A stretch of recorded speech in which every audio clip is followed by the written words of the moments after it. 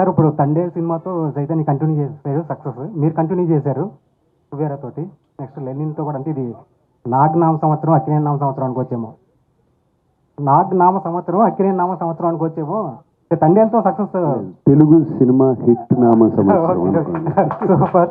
అయితే సార్ ఇందులో రష్మిక సాంగ్ ఒకటి తీసారు, ఇందులో చాలా బాగుంటుంది సాంగ్. అది రన్ టైం తగ్గించి ఆ సాంగ్ పెట్టచ్చు కదా. ఫస్ట్ ఆ సాంగ్ చాలా బాగుంది, అది పిప్పి పిప్పి డూమ్ డూమ్ అనే సాంగ్. యాక్చువల్ డ్యూరేషన్ అంటే అది సాంగ్ ఉండి తర్వాత తీయలేదు మేము. అది ప్రమోషనల్ సాంగ్ ఏదైనా చేద్దాము అని ఒక నార్త్లో ఇప్పుడు పాన్ ఇండియా సినిమా అనుకున్నప్పుడు కొన్ని అలా చేస్తూ ఉంటారు వాళ్ళు బేసిక్గా. సో అలా స్టార్ట్ అయ్యి కానీ సినిమా పేసింగ్లో అది అడ్డుపడుతుందేమో అనుకుని మేము పక్కకి జరిగాము. సో ఇప్పుడు వేరే మంచి సీన్లు తీసి పెట్టేయడానికి సినిమా నేను అంత లూజ్గా రాయను. అంటే ఎక్కడ తీసేయచ్చు ఎక్కడ పెట్టేయచ్చు అని జరగదు. ఒక్క సీను ఒక్క డైలాగ్ తీస్తే సినిమా ఉండదు. అలానే రాస్తాం మేము బేసిక్గా. సో అంత ఈజీ కాదు. అంత ఈజీ అంటే నాకు హ్యాపీ యాక్చువల్లీ పెట్టేద్దామని. అవును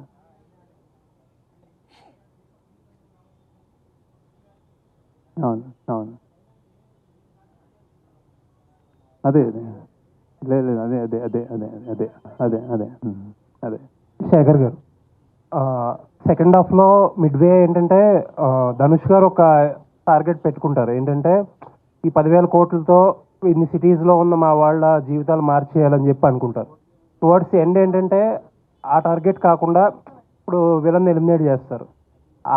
ఇప్పుడు ఆయన టార్గెట్ అచీవ్ చేసే టైప్లో ఏదన్నా క్లైమాక్స్ ఆలోచించారా డ్యూరింగ్ రైటింగ్ ప్రాసెస్? లేదండి. అంటే బేసిక్గా అతను అది దేవ పాయింట్ ఆఫ్ వ్యూలో అక్కడి నుంచి చెప్పిన కథ అది అక్కడికి. సో అతను రియాక్టివ్ మనిషి. అంటే సడన్గా అని నాకు అన్ని కావాలి చెన్నయ్య మీ ఇంతమంది ఉన్నారని వెళ్తాడు బేసిక్గా. తర్వాత దానికంటే ఇంపార్టెంట్ నాకు ఆ అమ్మాయి బిడ్డ అనుకుంటాడు బేసిక్. సో మేము బతకడం ఇంపార్టెంట్ అన్న దానికి ఆ బతకనివ్వడేమో అన్న భయంతో అతన్ని ఎలిమినేట్ చేస్తాడు తప్ప ఈ డబ్బులంతా ఆల్రెడీ అంటే ఆల్మోస్ట్ వచ్చినట్టే. అది బేసిక్గా ఆ గోల్ కంటే ఇతను మమ్మల్ని బతకనివ్వడేమో అన్నది అతని. సునీల్ సార్, రిలీజ్కి ముందు చాలా టెన్షన్గా ఉన్నారు. ఎందుకంటే మీరు ఎగ్జిబిటర్గా డిస్ట్రిబ్యూట్ ఏంటి ఇప్పుడేమనిపిస్తుంది? ఆ నర్వస్ నుంచి ఇప్పుడు మాకు కానీ ఈసారి కొంచెం లాంగ్ ఉంది. 2-3 months నుంచి ఏ సినిమా ఆడలేదు. ఈ సినిమా వెరీ హ్యాపీ అందరికీ. నేను టెన్షన్లో లేను, ప్రెషర్లో. ఆ సెన్సార్ టెన్షన్ పని టెన్షన్లో ఉంటే వేరే టెన్షన్ ఏం లేదు. యూజువల్లీ నేను టెన్షన్ ఇస్తాను, తీసుకోను. ప్రాబ్లం ఇప్పుడు ప్రాబ్లం అయింది ఈ వర్క్ టెన్షన్. నేను సెన్సార్ అవ్వాలి. సార్ హెల్ప్ చేశారు. సార్ హెల్ప్ చేయలేదంటే నాగార్జున సార్ ఈరోజు పిక్చర్ ఈ టైంకి అయ్యేది కాదు. 100% సార్ హెల్ప్ చేశారు నాకు. సార్ అందరూ మాట్లాడుకుంటున్న ఒక మాట, ఈ టికెట్స్ గురించి జనాలు థియేటర్కి తీసుకురావడం గురించి చాలా ఓకల్గా మాట్లాడారు మీరు. బట్ లాస్ట్ మినిట్లో టికెట్ ప్రైస్ ఇంక్రీజ్ చేయాల్సి వచ్చింది. ఏం ఇంక్రీజ్ చేయాలి? ఎక్కడ ఇంక్రీజ్? ఆంధ్రాలో 75 రూపీస్ 75 రూపీస్ చేయలేదు, 25-50 చేసాం. అక్కడ మరే తక్కువ ఉన్నాయి కొన్ని. ఓకే, మరే 100 రూపీస్ ఉంటే 150 రూపీస్ ఉంటే 175 చేశారు అంతే. 25 రూపీస్ మాక్సిమం చేశారు. ఎక్కడ టికెట్ ప్రైస్ 75 రూపీస్? ఇంక జియో అట్లా తీసుకున్నారు అప్ టు 75 రూపీస్ అని. ఎందుకంటే మేము అక్కడ అమ్ముతాం సినిమా.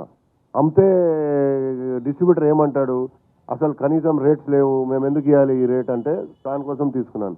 ఇక్కడ హైదరాబాద్లో ఏం పెట్టాం చూడండి, మల్టీప్లెక్స్లో 200, కొన్ని చోట్ల 250, కొన్ని single theatres 175, 150, B class C class 100 rupees, 110.